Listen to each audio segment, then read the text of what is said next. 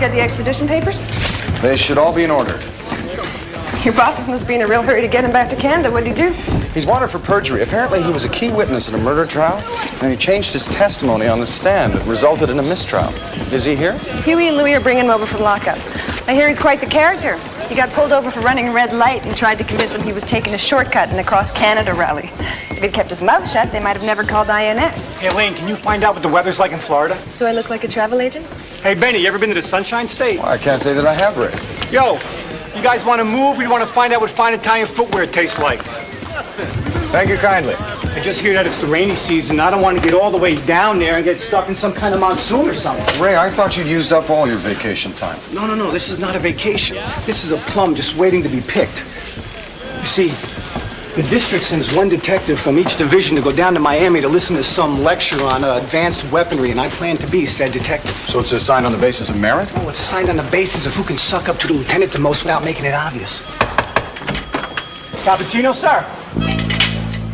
What do you think of this shirt? What, that?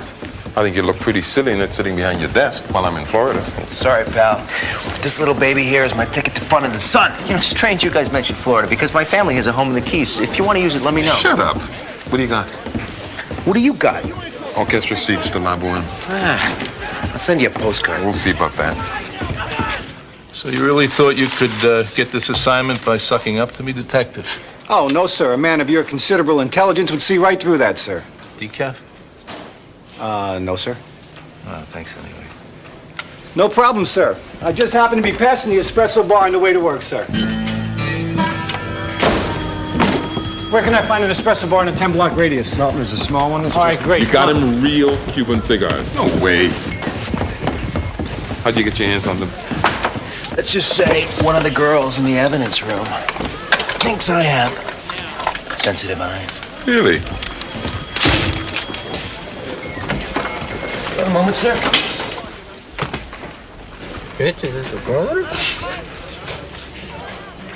Oh, hey, come on, man. He didn't mean it literally. What you looking at? What's your problem? It's just that I had these 2 tickets to the opera, and I thought I might be out of town tomorrow night. Oh, it's very generous of you. Do you smoke cigars, sir? You're gonna think this is a very strange coincidence, but, Cubans, Gardino. You boys wouldn't be in any way trying to influence my decision on which officer makes that Miami. No, Absolutely not, sir. Right, because I make it a rule to disqualify any officer who gives me an expensive present of any sort in the last month. I mean, just to avoid any appearances of impropriety. You understand? I have reason to suspect that these are domestic, sir. Really? Yeah, where it says Havana, if you look closely, the ink is smudged. Actually, the ticket's the 20th row, sir. Matinee. On the other hand, the cigars look real to me. Pardon me. Excuse me. Watch your back, somebody. Watch your back. Working, man. Coming through. I got a deadline. Detective Huey and Gardino. Were you escorting a prisoner here for extradition? Yes, sir. He's, I hate to say this, sir, but I believe my partner didn't handcuff him properly. Me, it's your cuffs, you ferret-faced little... Hey! You guys misplaced something! Detective Vecchio, have you caused a riot yet this morning? Not that I'm aware of, sir. Good. Gardino, give me your shirt. Woo! I'm going to Miami!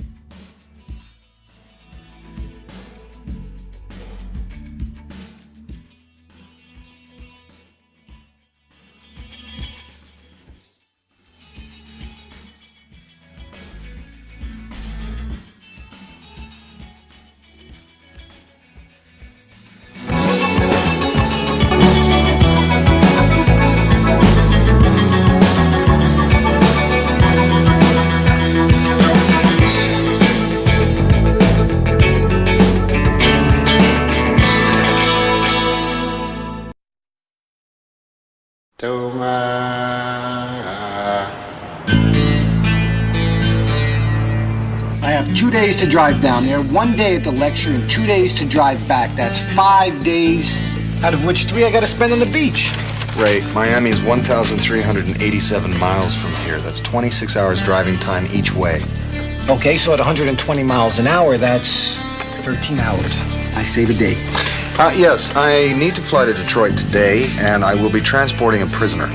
Frazier, you do not need to tell everybody everything. 5 days' notice? No, I wasn't aware of that. All right, well, thank you very much for your time. Ray, do you think you can drop us at the train station on your way?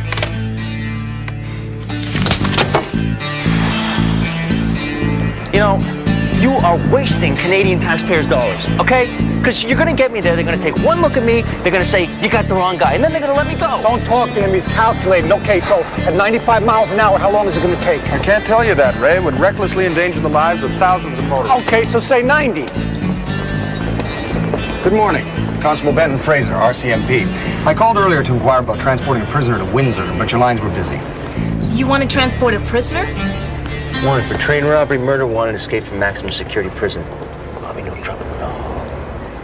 Well, I can't very well gag him, Ray. Frazier, this man is not your problem. He's an accused felon and a compulsive liar. I am an innocent victim of circumstance. Shut up! You know what your problem is, Frazier? You can't go around compulsively telling people the truth. They just don't want to hear it. Hey, see, there I'd have to disagree with you. Shut up! Hey, Bank of Illinois. My dad owns that, you know. Well, part owner. I mean, he orchestrated the whole deal, to tell you the truth. I mean, the Rockefellers used to own it, then they bought it. But I'm telling you something, that has been one hell of an investment, because in the mid-'60s, there was a little bit of trouble there.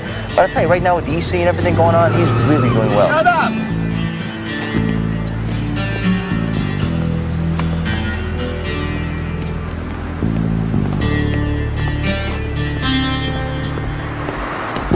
Well, I explained the situation to him, and he was extremely helpful. Did he rent you a car? No, but he doesn't have any.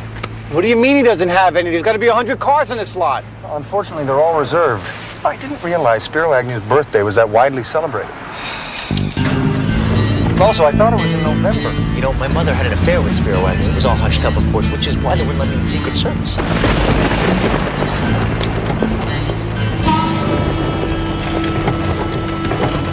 This is a 1971 mint condition Buick Riviera. You know, Ray, you really don't have to do this. I'm sure I can find someone who'll lend me a car. How many people have we asked? Well, basically everyone I know. It does seem rather curious that they've all decided to leave town at exactly the same time. It uses top octane fuel, 20-weight oil. Ray, this is silly. How are you going to get to Florida? I'll fly. It'll be worth the $600 to get rid of you. Are you aware that the gas tank in this particular make of car explodes on impact? You want to ride in the trunk? Ray, you know, I appreciate this offer, I really do, but you have some kind of special bond with this vehicle. Now, I'm not saying I understand it, but I do respect it. Shut up before I change my mind. Now, in the care and operation of this vehicle, there's one thing to remember and hold above all else. Never, I repeat, never used a lighter. Of all the original parts in this car, it was the most difficult to replace. It took me 7 years to find that lighter, and since I've owned it, it's never been depressed. Then how do you know it works? I know in my soul. Do not adjust the passenger seat, open up the glove box, or use anything other than the preset radio buttons. I'll take good care of your car, Ray. Don't worry about a thing. Really. One final piece of advice. The man sitting across from you is a felon. Accused. Accused. Do not trust him, do not talk to him, do not listen to him. And most of all, do not think of him as a human being. Think of him as a parcel that needs to be delivered, and you will be okay. Do you understand? I'll do that, Ray. And have a nice trip. Thank you, Ray. Thanks. Bye-bye. Oh, Ray, what's the best way to get to the I-90 from here? Oh, don't worry, I know. I'll show you. Thanks, Ray.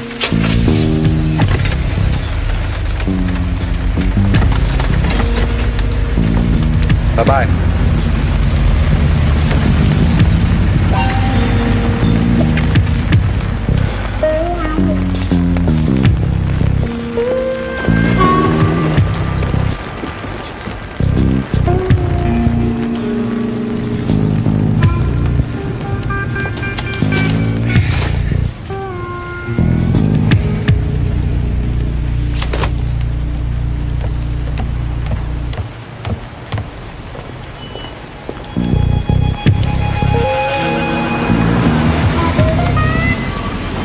Hi, Ray. How far is it from Windsor to Miami? Ray, this really isn't necessary. Just answer the question. 1,314 miles. Okay, we dropped the guy off, you take the bus back, and I'm only 4 hours behind schedule. Well, not quite. 4 hours and 20 minutes. We still have to pick up Diefenbaker.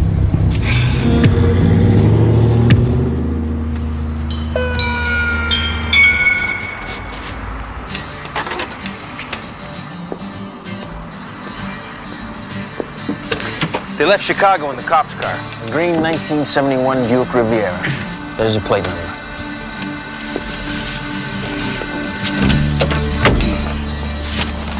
They'll be taking the interstate. We should get to them before they reach Battle Creek.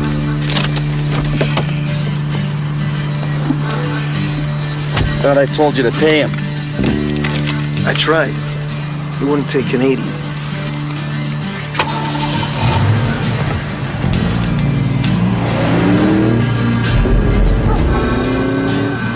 What do we have left in the cooler? Sandwiches are for later.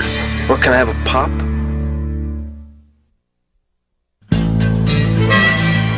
My hands are cuffed behind me and I'm strapped into a seatbelt. What if we get into an accident? Shut up. I think we're lost. Are you sure you know where we are? Yeah, halfway between freedom and incarceration. Now you keep your eye on that map. I want a state-by-state countdown until we get to Winnipeg.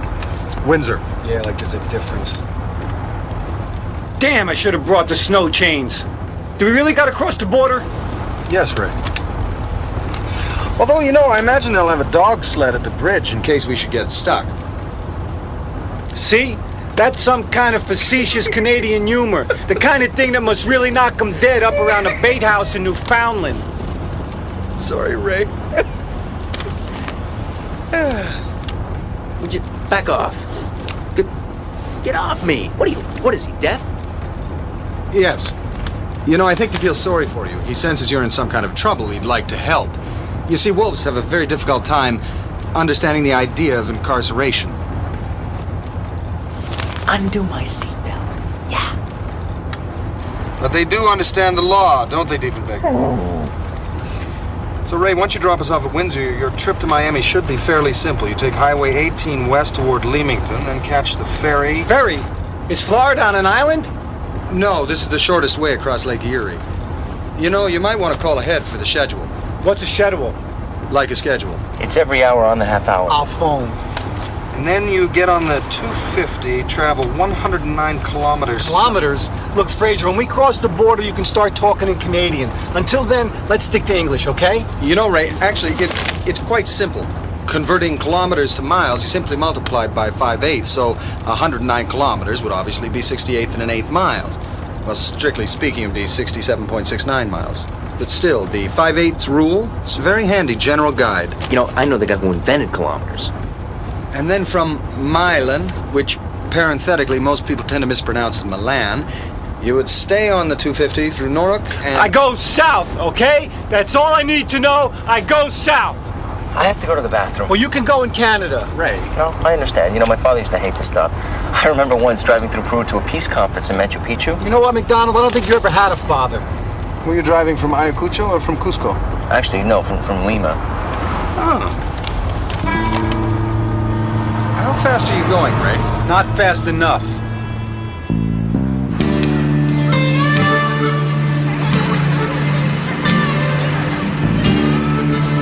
Can we go a little faster? Those kids in that bus were laughing at us. It's one of those little short buses. I think I'm already speeding. These stupid road signs. What's 60 times 8/5? 96.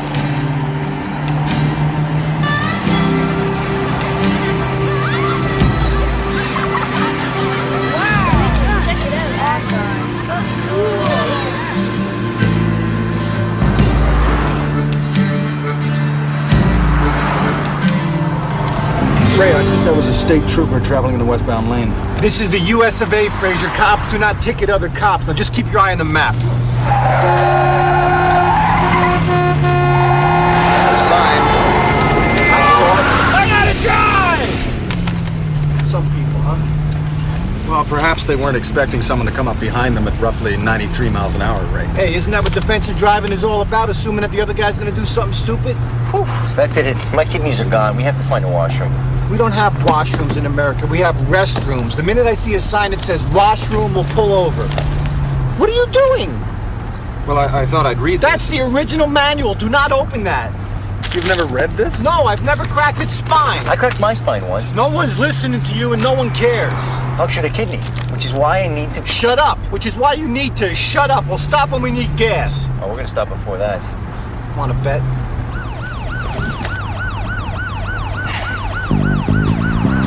Drive safely now. Yeah, you have a real nice day, too. I'm starting to understand why people hate cops.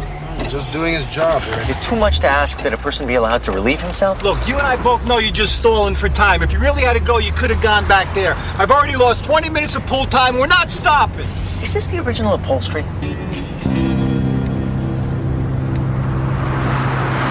It's really quite simple. To convert from miles to kilometers, you simply multiply it by 8/5. So the 55-mile-an-hour limit obviously converts to 88 kilometers per hour. I appreciate the warning, officer. You folks have a nice trip. Thank you, officer.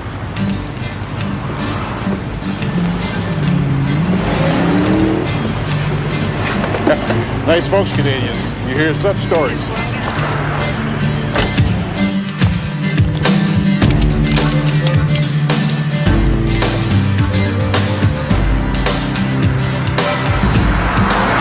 Not happening. There's too much pressure. You got 10 seconds before I start pumping bullets through this door. This really is not a conducive atmosphere for what I'm trying to accomplish here, okay? Perhaps if you tried running the water. Do you have helpful hints for everything?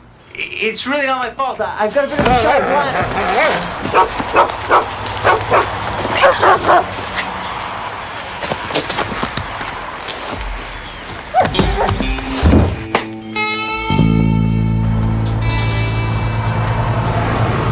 You guys getting hungry? Forget it. Oh, come on. I haven't eaten since the lockup. I know my rights. You have to feed me every 6 hours. Yeah, well, it's only been 5. 6. We passed the time zone. That doesn't count. Frazier, you tell him. Well, actually, Ray, the legal scholars seem to be fairly equally divided on this point. One argument, extended to its logical conclusion, would provide that if you were traveling west at a rate of speed high enough to cross one time zone every hour, then you would never actually have to feed the prisoner. That is, of course, until you cross the international date line, at which point you would have to force the prisoner to immediately consume 4 meals. Now, the contrary position...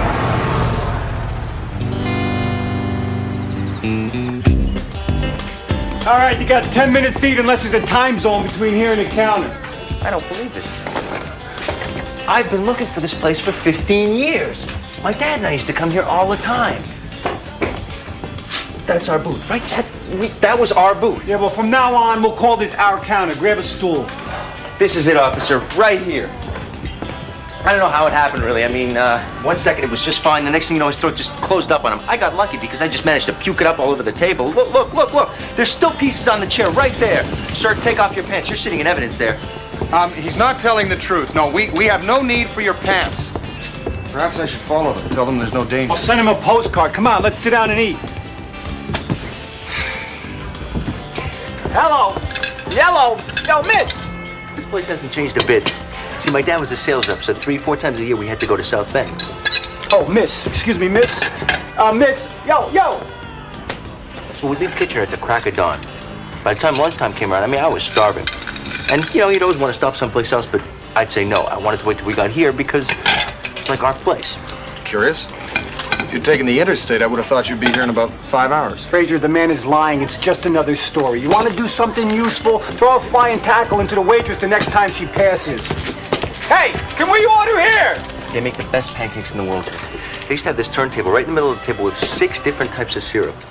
Air conditioning, blasting. The syrup was always warm. It's odd. The windows face north.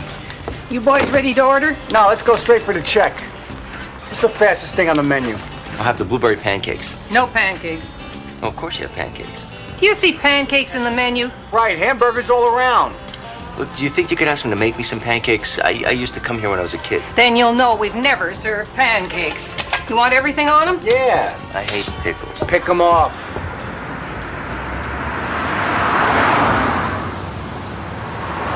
I'm telling you, it was Alaska. It wasn't Alaska. It was Nebraska. It was Alaska. It was yellow and shaped like a polar bear and said Alaska. Alaska is gold and blue. No, it's the Northwest Territories is shaped like a polar bear. If you two don't shut up, I'm pulling the car over right now and I'll shoot you both.